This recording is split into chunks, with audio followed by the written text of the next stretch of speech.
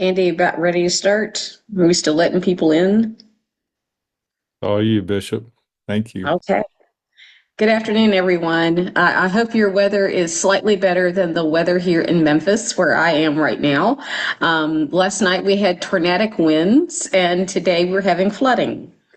So it's a very interesting time.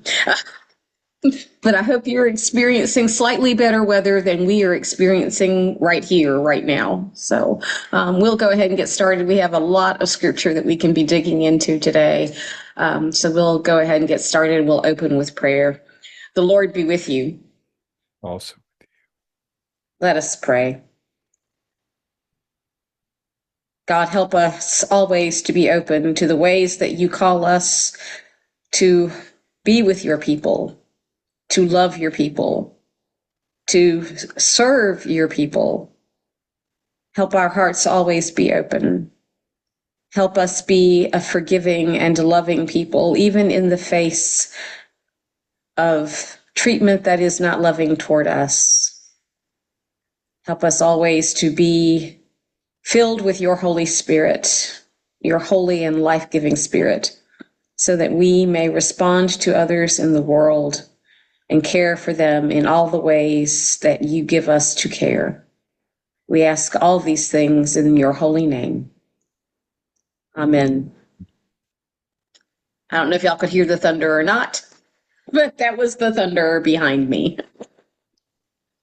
Andy, if you'll go ahead and pull up Genesis 37. Thank you. So we've been talking about Abraham's family. And so we're working our way through the generations of Abraham's family, from Abraham to Isaac, and now we're into the thick of Jacob's family. This is where we are going with our text today.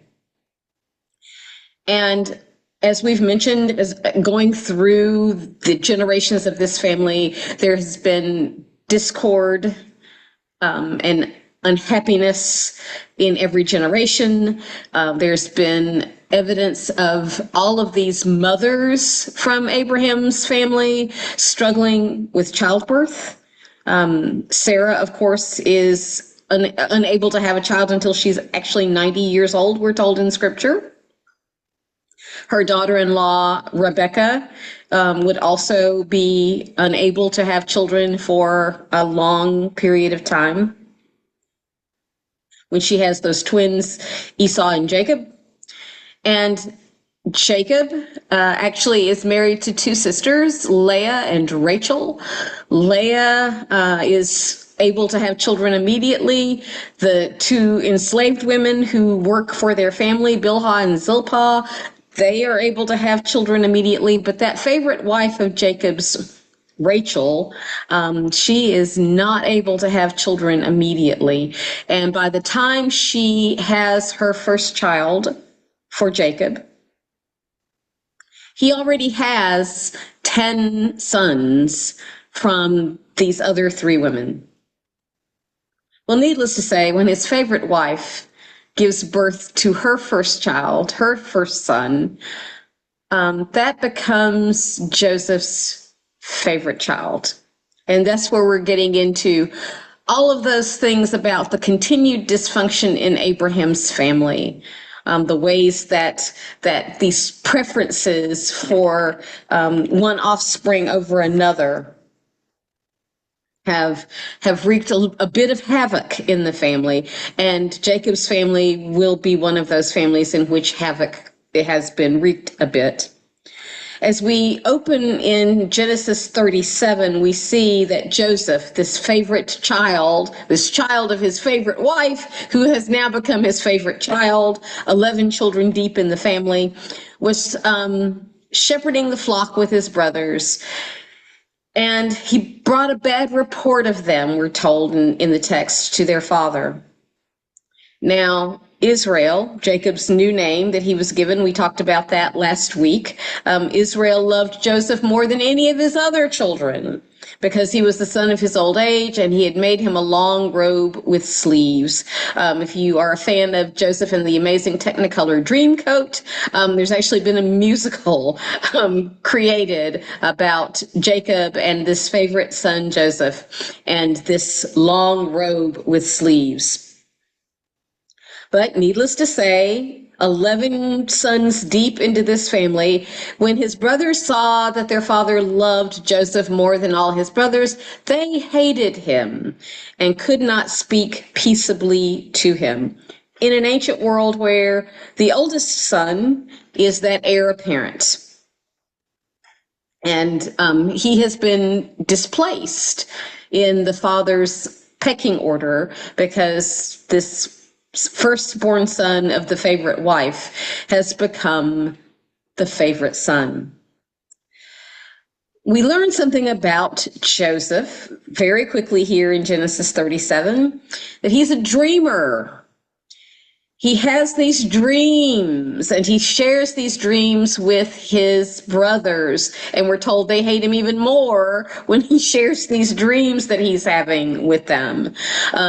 He keeps dreaming about things that make it appear that he is going to be worshipped by these brothers. So the first dream that we encounter here is there's sheaves of wheat, and his sheaf rose and stood up tall, and all the other sheaves bowed down to his sheaf.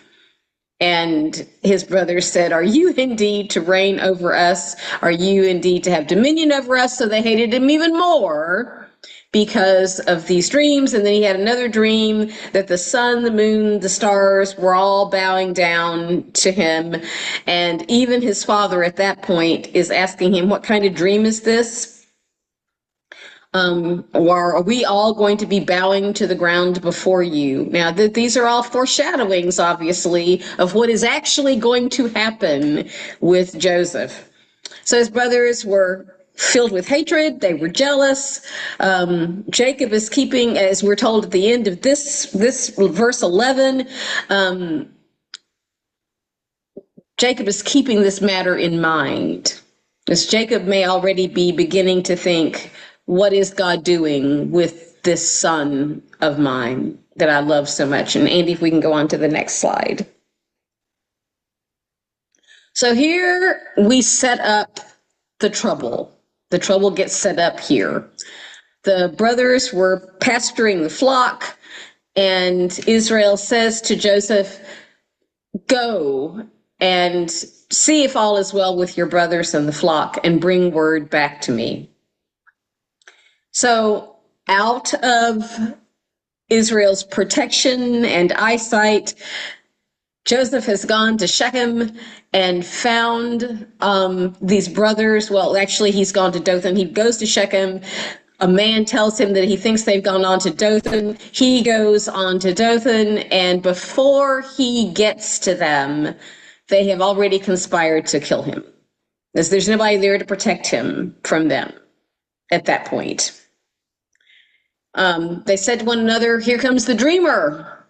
Let us kill him and throw him into one of the pits, and then we shall say that a wild animal has devoured him, and we shall see what will become of his dreams." Older brother Reuben hears this and declares that they should not take his life. Let's just put him in a pit. And he plans to go and rescue him from the pit to take him back to Israel, to Jacob. But that doesn't end up working out, because the first thing they're going to do is take this robe with the sleeves. They're going to remove that robe from him that has already set him apart from them. And they threw him in a pit. Andy, we can go on. Thank you. And all of a sudden they see some Ishmaelites coming, and they're on their way to Egypt. And Judah says, "What profit is there if we kill our brother and conceal his blood? Let's sell him." Because we can make some money off of this if we sell him and we don't kill him. So let's sell him to the Ishmaelites, not lay our hands on him. He is our brother. He is our own flesh. And the brothers agreed. And when some Midianite traders passed by, they drew Joseph up, lifting him out of the pit, sold him to the Ishmaelites for 20 pieces of silver. And the Ishmaelites, of course, take Joseph to Egypt. So many things layered into this text at this point, because Egypt, of course, is going to figure prominently in not only these texts around what happens to Abraham's descendants who are in Egypt, but also will figure prominently into that story from Matthew's gospel when another Joseph is being told in a dream to go to Egypt and take this woman and this child to keep them from harm. So Egypt's going to figure rather prominently in our texts. And of course, they've sold Joseph. They slaughter a goat, put blood on the robe with the sleeves, and they take the robe back to Jacob and they say, "This is what we found. See if it's your son's robe." Of course, they know this, and he recognized it. He says, "It's my son's robe." They tell him that an animal has devoured him, and poor Jacob is grieving and mourning the loss of his precious favorite son. And everyone's trying to comfort him and console him, but he said, "No, I will go to Sheol mourning." And in the meantime, the Midianites had sold him to one of Pharaoh's officials, someone named Potiphar in Egypt, who was the captain of the guard. So, Andy, we can go on. So Joseph is in Egypt. Potiphar finds him and buys him from the Ishmaelites. And this interesting text that we have, the Lord was with Joseph, and he became a successful man. He was in the house of his Egyptian master, Potiphar. His master saw that the Lord was with him and that the Lord caused all that he did to prosper in his hands. So Joseph found favor in his sight and attended him. He made him overseer of his house and put him in charge of all that he had. So Joseph's had a good turn here after everything that's happened. I'm trying to imagine myself. I'm an only child. I don't have any siblings. I'm trying to imagine myself having been sold away by my siblings and still coming away from that. And moreover, being sold away from his father. Forget the siblings who already didn't like him. He's been sold away from his father. And coming away from that, continuing to believe anything good about this God of their family. Because this God has some surprises, clearly, for all of the generations that we've encountered now. But Joseph is still faithful, and we're about to see how faithful he is. He's in Potiphar's house. He's apparently a good-looking guy, good-looking young man. And Potiphar's wife sees Joseph and tells him to lie with her. And Joseph refuses. And he's like, "No, I'm not going to do that. My master has no concern about anything in this house. He's put everything that he has in my hand. I'm not going to do this wickedness and this sin against God." He's continuing to be faithful, even though the folks around him may not have been quite as faithful. He is continuing to be very faithful. And so she saw him again, and he still wouldn't lie with her. But then there was a day that he'd come into the house and there weren't any other folks around. She grabbed his garment and said, "Lie with me." But he left his garment in her hand, fled, and ran outside. He was not going to succumb to her temptation. Andy.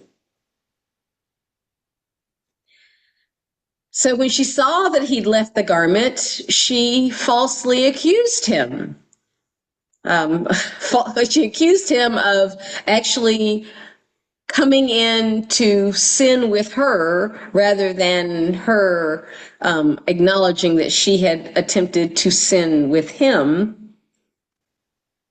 And she kept the garment with her until Potiphar comes home, and she says, that servant whom you brought among us, that Hebrew servant that you brought among us, came in to me to insult me, but as soon as I raised my voice and cried out, he left his garment beside me and fled outside. And he said, no, for this, Joseph can go to prison, the place where the king's prisoners were confined, and he remained there in prison. But notice verse 21 continues that same theme. The Lord was with Joseph and showed him steadfast love, and he gave him favor in the sight of the chief jailer. So the chief jailer, again, Joseph keeps walking into situations where these things are being placed in his responsibility. The chief jailer committed to his care all the prisoners who were in the prison, and whatever was done there, he was the one who did it. And the chief jailer paid no heed to anything that was in Joseph's care, because the Lord was with him, and whatever he did, the Lord made it prosper. So despite all the things that happened with his family, despite a wrongful accusation against him, despite all these things, Joseph somehow continues to remain faithful, not seeking retribution from anybody, not seeking revenge from anybody, but just moving forward to see what will become of him. And we go on now, we're going to take a look at Genesis 41. So remember that Joseph was a dreamer. This has gotten him into all kinds of trouble with his family. His brothers were jealous. Even his father is wondering what is going on, that you're dreaming about all of us bowing down to you. He's a dreamer. But now we realize that Joseph has another gift. And that's interpreting dreams. So we didn't take up Genesis 40 for this particular session, but that's where we actually find out that Joseph has the ability to interpret dreams. He's not only a dreamer, but he can interpret dreams. And Pharaoh has been dreaming, and he's heard, as we see in this text, that somebody might be able to help him. He's dreaming about cows, and other cows, and grain, and ears of grain that are blighted.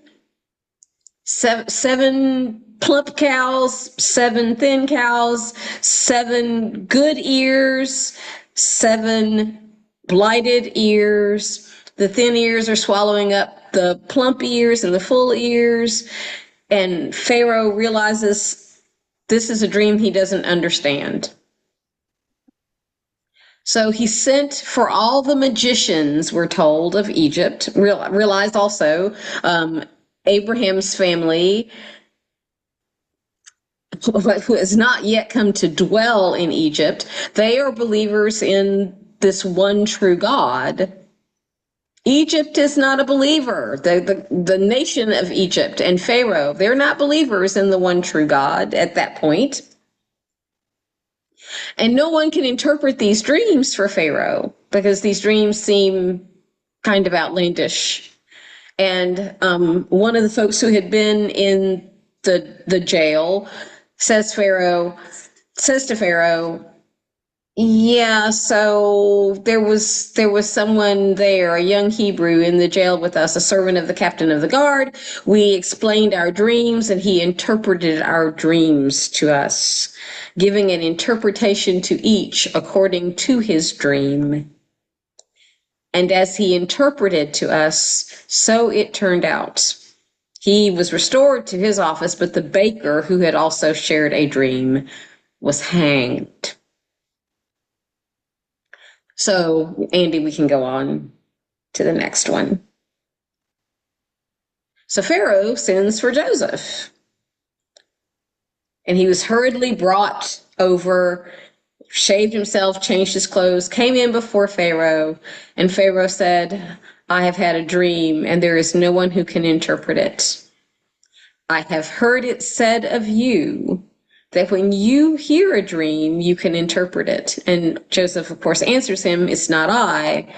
God will be the one to give you the answer about your dream. And Pharaoh tells him about this dream, the 7 cows and the poor, thin cows who ate up the 7 plumper cows, and then the grain, the ears of grain, and the 7 withered, blighted ears eating up the full grain. And he says, I told this to the magicians.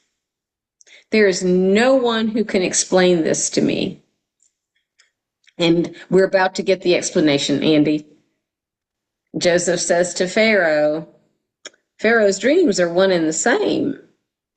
The 7 good cows are 7 good years. The dreams are one. The lean cows that came after them are 7 years of famine. So Joseph has been able to interpret this dream as being one that foresees that they're going to suffer from famine. And the plenty will be forgotten. Famine will consume the land. And it will be a very grievous time. And the fact that you've dreamed this in 2 different ways, Joseph says, means that the thing is fixed by God and God will shortly bring it about. So Joseph has a recommendation for Pharaoh. Whether or not Joseph's thinking that this might benefit him in any kind of way, we certainly don't know. But he has a recommendation for Pharaoh. You need to select someone who is discerning and wise and set him over your land so that he can appoint overseers and take during these 7 plenteous years 1/5 of the produce of the land. Gather up all this food, store it so that when the years of famine come, the people of Egypt will not die.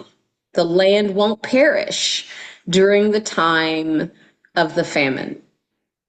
And this is an important text to know because Joseph has really kind of set himself up as being one who is obviously incredibly wise in terms of his own understanding of how to manage during this time of famine.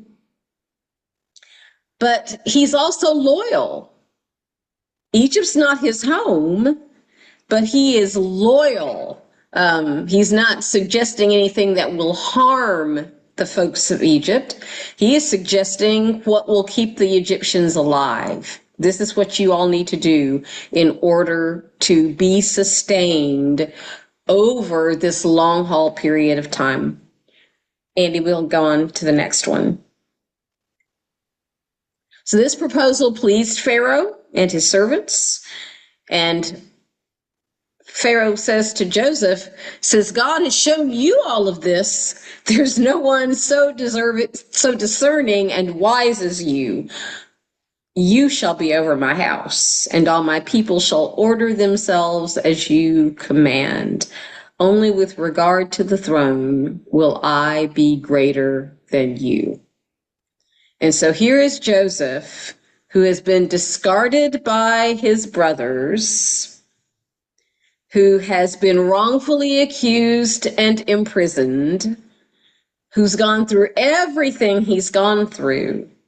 Here is Joseph being recognized by Pharaoh as being discerning, wise, and a leader who will in fact be over the land of Egypt while they figure out how to do all the things they need to do in order to survive this famine. He takes his own ring from his hand and puts it on Joseph's hand. He places him in fine garments, puts a gold chain around his neck, had him ride in the chariot of his second in command, and everyone is bowing down before Joseph. I think this is exactly what he dreamed. Everyone is bowing down before him. And he's been given this power and this authority to do an enormous amount of good for the people of Egypt. We're told he was 30 years old when he entered the service of Pharaoh. He went throughout the land during the 7 plenteous years. The earth produced abundantly, and everything was gathered as he had suggested and stored so that there would be plenty of food during the time of the famine. In fact, they had gathered up so much grain in such abundance that he stopped even measuring it because it was beyond measure. They are sitting in a good place. Andy, thank you. So before the years of the famine came, he has 2 sons. I want to talk about the names that he has given these sons. Manasseh, for God has made me forget all my hardship and all my father's house. Both the hatred of his brothers and the loss of the companionship of his father along the way. He's been able to forget the hardship and all his father's house. And the second son he named Ephraim, for God has made me fruitful in the land of my misfortunes. He's been sold away to this new place, this new land, imprisoned, wrongfully accused, little bumpy start getting into Egypt. But even with the bumpy start, God has made him fruitful. The 7 years of plenty that prevailed in the land came to an end. The 7 years of famine came just as he had said, and there was famine everywhere. But in Egypt, there was food. They had bread for all the things that they had stored away during the time of abundance. And when the land of Egypt was famished, people cried to Pharaoh for bread. And he said, go to Joseph, whatever he says to you, you do. The famine had spread over all the land, and Joseph opened all the storehouses and sold the grain to the Egyptians, for the famine was severe in the land of Egypt. Moreover, all the world came to Joseph in Egypt to buy grain because the famine became severe throughout the world.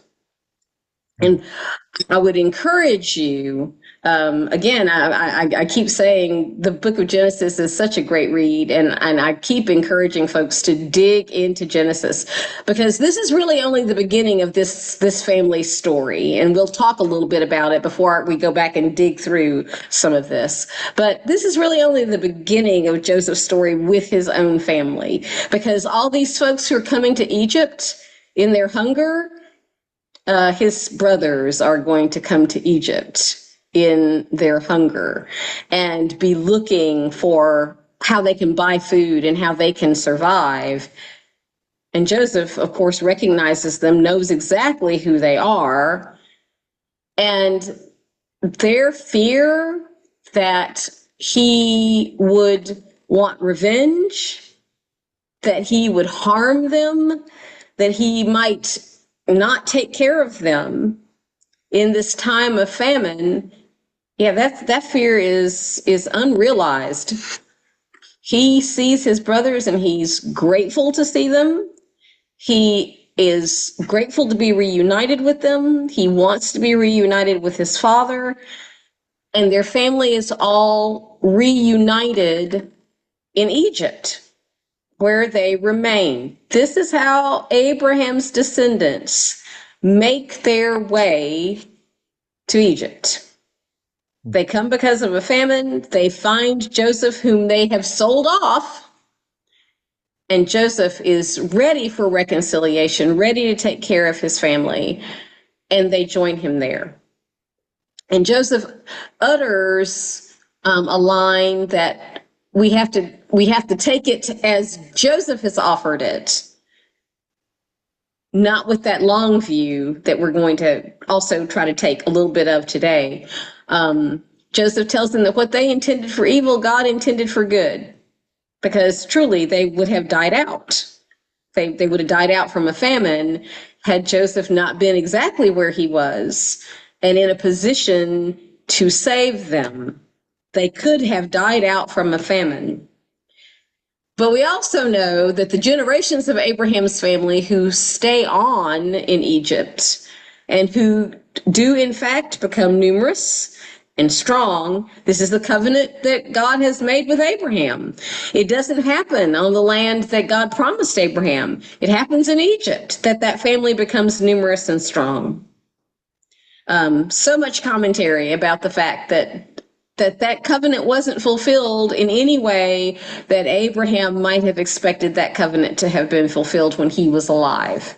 Is now we're generations down the path as that covenant is being fulfilled on a foreign soil among people who do not worship their God. All of that becomes a truth as to what will happen to them. And then there will be that day. Generations have gone by. There will be that day when a Pharaoh no longer remembers anything about the story of Joseph. Joseph's forgotten, and everything that Joseph has meant for Egypt, the wealth, the continued existence of Egypt, everything that Joseph has meant to Egypt has been forgotten at some point. And the Pharaoh who would enslave Abraham's descendants realizes that they have grown numerous and strong and realizes that he's going to need to take some kind of action. Yes, Mary, let me look at this question. He was a foolish teenager, but that foolishness provided the reason for his separation from his family and the journey that ensued. Yeah, he was kind of where is the line between confidence and arrogance, right?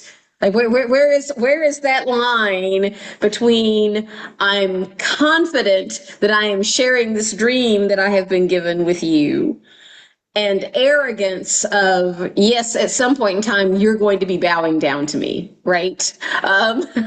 And in that way that God sees what we don't see and God understands what we don't understand, this is one of those moments that God understands a worldview that his brothers can't possibly understand when they sell him off. So yeah, he may have been foolish, somewhere crossing that line between arrogance and confidence in sharing the stories that he has shared with his brothers. And yes, that arrogance, that confidence, the dysfunction of his father choosing him as his favorite son over any of his other sons, all of those things create that kind of fertile ground for him to be separated from his family for a time and then be in a place where he can rescue his family when that need comes along. And they live peaceably in this place called Egypt. They lived peaceably for a long time before a Pharaoh who has forgotten all of this story or never knew the story. Another reason why our history is so important, we can't lose sight of our history. When we finally reach a Pharaoh who no longer knows what it is that Joseph is responsible for, then those people have become more expendable. If we can't get rid of all of them, they're numerous and they're strong. If we can't get rid of all of them, we can enslave them. And they can have to work extraordinarily hard under bitter and oppressive conditions. And we'll see how all that factors out for them. And this is long after Joseph has died and gone on, and generations, many generations of Abraham's family have continued on in this place called Egypt. So much before another one of Abraham's descendants would be born to a family in Egypt. And wow, have the gift that I think that's the way we can put that, have the gift of growing up in Pharaoh's own household, and then be asked by God to lead those descendants of Abraham out of Egypt and away from their bondage. So much in the book of Genesis. And I do commend reading the stuff that we're just kind of talking about now, so that you have a true sense of what all of this story is going to mean for us as Christians, because we're coming back to this story as Christians and looking at it and saying, what instruction is there for us in the fact that even when we're harmed by the people who are closest to us, because we've gone through all of these family stories, and all of these folks have been harmed by the people who are closest to them. The people who should be protecting them are not protecting them. From Abraham's generation on, we see how much hurt has happened in this family, and how people are choosing or not to rise above the hurt and to follow what God has required of them. So, Andy, I want to go back now, if you don't mind. Let's go back to 26, slide 26, where we started. All right. There we go. Yes. Mm-hmm. So here is Joseph the dreamer, already foreshadowing for his brothers the fact that at some point in time he is going to be a leader of people, and that people will be bowing to him. And already he has created for this family a sense of hatred and bitterness and anger. Enough, Andy. We can go forward just a bit. Yeah. Enough that they would actually conspire to kill him. As we're angry enough, this brother, it has angered us enough that we're going to conspire to kill him. And we've seen this already in Abraham's family, right? Esau has threatened to kill Jacob. Of course, he didn't actually kill him, but he threatened to kill Jacob. So we've seen that there's been anger and animosity in this family that has kind of torn at the fabric of the family. But interestingly, they don't end up killing him. Andy, we can go on. They end up selling him. And all the things that this is a metaphor for in our existence. When something has lost its usefulness to us in any kind of way, and we believe that we can sell it off and get rid of it and pocket a profit for that which otherwise is ours.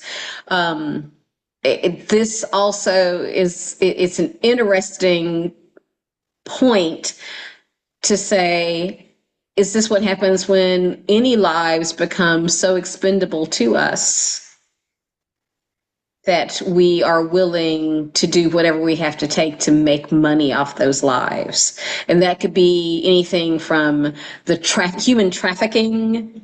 That could be anything from subpar wages that are paid to people. There's so many ways that we can take this concept of what it means to sell our kin, as we are all kin, made in the image and likeness of God, to sell our kin for the 20 pieces of silver that we can profit because we are not in good relationship with our kin who are also made in the image and likeness of God. And then the dishonesty, because we see that in every generation of this family as well, that, you know, he's gone. What are we going to do? We're going to go back. We're going to tell Jacob, well, an animal has eaten him. Here's this hideous coat with the sleeves that we have hated because you gave it to our brother and made him stand out among us. You gave him this coat. And now we're bringing it back to you with blood on it to let you know he is gone. And even their father's grievous loss of his son is not enough, apparently, to stir the consciences of his older brothers. They see this happen and they go, okay, well, there we are. We got 20 pieces of silver. We're good. And the reminder to us, when it feels to us that our kin are being expendable, we might want to come back to this text and sit with it for a minute and ask ourselves why it should be that any of God's people should become expendable in this kind of way and sold off because we're no longer interested in continuing relationship. Okay, Andy.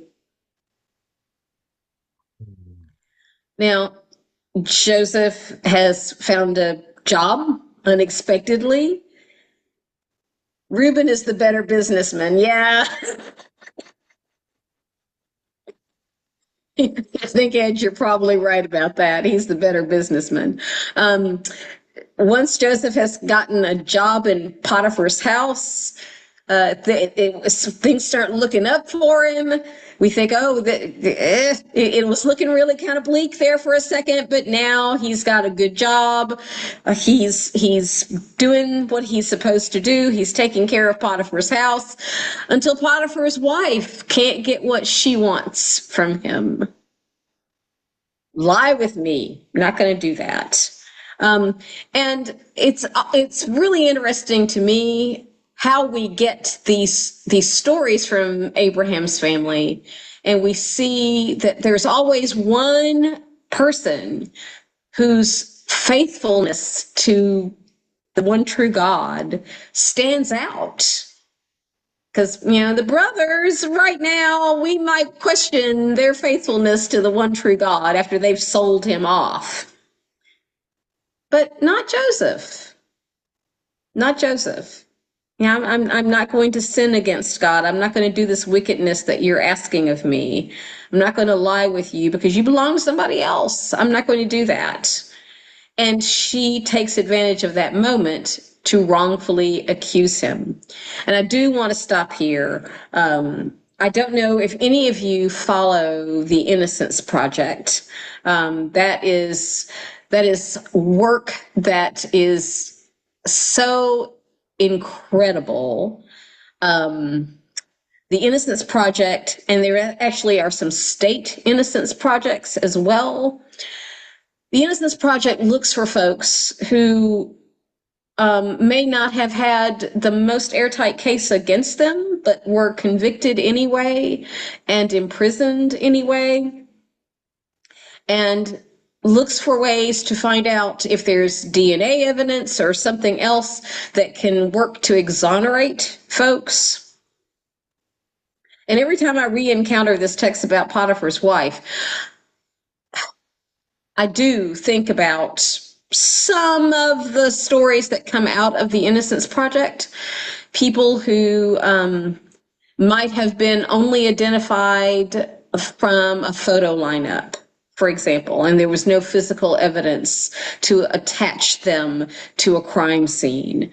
A number of these kinds of cases have come about. And if any of you followed the story of Alice Sebold, who's the author of The Lovely Bones, she actually wrote a memoir about her rape and the trial actually for the man who was convicted for her rape. Turned out her eyewitness identification of him with nothing else to go on was completely false. And when attorneys actually, it was only because the memoir was getting ready to be made into a movie that folks started looking at the memoir and saying, all this doesn't even add up. And lawyers got involved and looked at it. And the man who had been convicted and who'd been in jail for like 30 years, I think, from having committed that rape, was exonerated on DNA evidence, because obviously DNA testing has been improved tremendously over the course of time, but he was exonerated. And she realized that she had contributed so much to harm that had happened to this man. So the Innocence Project, if you're not familiar with it, I encourage you to go look at their website and see the number of people who have been exonerated. I think probably the longest anybody has been in jail has been in prison, has been over 40 years that folks have been imprisoned wrongfully for crimes that they did not commit. So the work that they do is important work, and it's not work that we can take for granted, because they're actually making our society a better place by helping people who have been wrongfully imprisoned find their way out. So that's another thing that for me just stands out from the text about Potiphar's wife, is that sometimes when we want to say that our justice system is perfect, it is not perfect, because we're not perfect. Humans are not perfect. And there are convictions that are made that are wrongful convictions, and people do spend time in prison for crimes they did not commit. So Joseph's story becomes a reminder to us that those kinds of things happen. They still happen. They still happen among us. And I guess the last thing that we really want to talk about as we lift Joseph up is kind of the same thing we saw as Esau encounters Jacob. After that stressful night that Jacob has at the Jabbok, when he's wrestling with something that leaves him with a dislocated hip. Esau is a forgiving Esau. He's forgiving. He does not meet Jacob wanting revenge for what Jacob has done, because Jacob has been dishonest and has cheated him and been dishonest to their father on his deathbed. There's a lot of not good about Jacob, but Esau did not meet that with anger or anxiety. He met that with love and forgiveness and concern that we want to hope that we all are able to muster up in moments like that. And then we find Joseph, the next generation. When his brothers come, he could have sent them away. That's not what he's going to do. He's much more concerned about his family's welfare. He's not going to send them away. He's welcoming them, crying when he sees them. He's so glad to be reunited with them all. All the things that we might think that could be running through Joseph's mind, that's not at all what he's thinking. He's thinking, how do I take care of my family? And it's that the reminder to us that even when we are wronged and harmed, and even in the moments that we could be most angry at the people who have wronged us and harmed us, we are called to be a forgiving people. I was with the Daughters of the King last Saturday, and my talk with them was about the dangerous prayer that we pray all the time, the Lord's Prayer, because it's dangerous, right? We've asked for, we ask for God's kingdom to come. We ask for God's will to be done. We ask for God to give us our daily bread, not stuff we can hoard, but our daily bread so that we are sustained for the journey. And then we ask God to forgive us as we forgive those who harm us, who sin against us. We say this is why we know we are asking for your forgiveness, why we know we can ask for your forgiveness, is because we also are a people who forgive. And so I suggested that we all go back and look at that prayer, to be cognizant of the words that we say when we pray that prayer, and how we are called upon as people who seek forgiveness to be people who are forgiving. Mm. Mm. And of course, this story doesn't turn out the way that that Abraham might have expected. His people will be enslaved. They will suffer. It will not be a wonderful time in Egypt at the end of the day until one of Abraham's own, another descendant from that family, leads them out of Egypt to their new home. So it's a lot, y'all. Read Genesis, like really read Genesis. This is why it's my favorite book in the Bible, because we encounter so much of God's love and so much of God's grace, but we encounter so many things about ourselves. So today we get to encounter that line between arrogance and confidence that is Joseph, but also that faithfulness that is Joseph.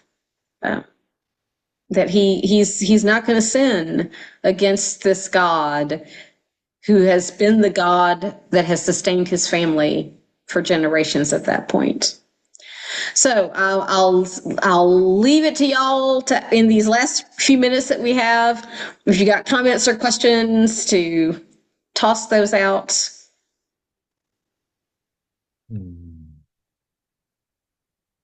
Oh, so many parallels to current times. Yes, thank you. There's so many parallels to current times from these texts.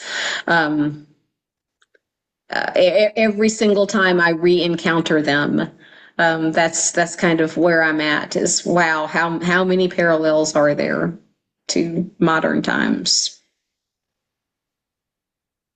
and how we're called upon to take better care of each other.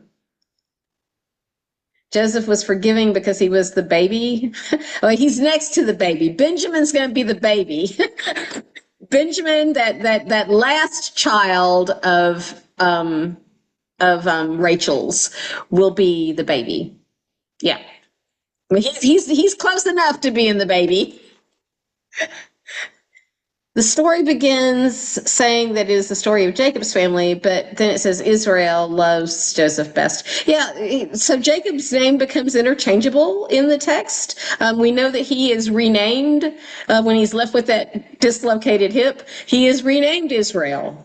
This is the name that will go on for their people. That is the name that he is given, but his name becomes interchangeable in the text. I'm not sure that there's an implication to that other than his the person who gives us this text seems to use those names interchangeably.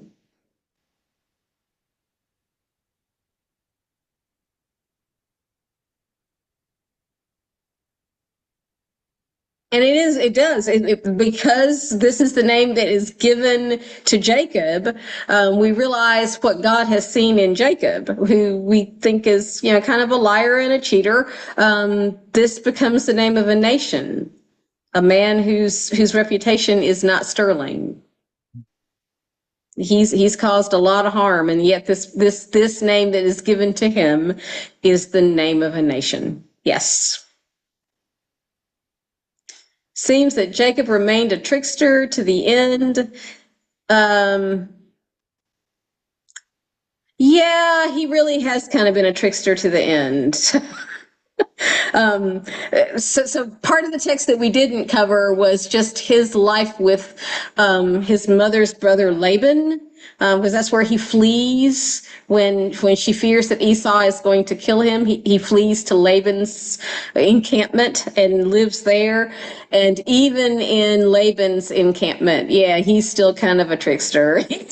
He's still not he hasn't completely learned his lesson, even at that point. He's still kind of a trickster. He's always going to be looking for what he can get. Yeah.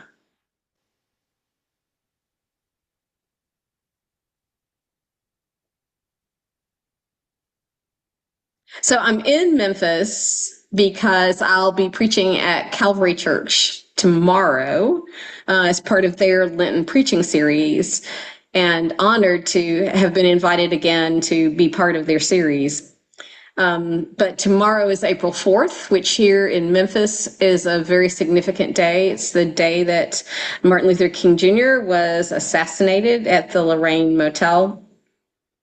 And so when they contacted me to ask me if I might be available for this year's series, and we were kind of looking at the calendar, I was like, "Oh, is April 4th taken?" And they were like, "No." And I'm like, I'll take April 4th. And I'm actually going to be preaching one of the texts that comes from Holy Women, Holy Men for April 4th for the commemoration of his assassination. And that's the Genesis 37 text about the dreamer. That's what I will be preaching tomorrow. So I'm looking forward to being able to share that time with the folks here in Memphis. And as because we do, I mean, I think April 4th is just a day we all need to step back and be reminded of what so many people have been willing to give of themselves to make the world a better place. And when we feel helpless and feel like, oh, well, we don't know what to do with ourselves now, sometimes we need the reminder of the folks who have given so much and have taught us what faithfulness really looks like. So that's what we'll be doing tomorrow, is being reminded of what faithfulness really looks like. Mm-hmm. Anything else? Well, y'all, thank you. I'm so glad to be with you all today, and looking forward to, we've got one more session and we will wrap it up next week. So I'm looking forward to being with you and just kind of circling back and talking about how these texts help us see ourselves as God's people, flawed and all the things that God is able to do with us, flaws and all. Right. Great. Thank you all for being with us.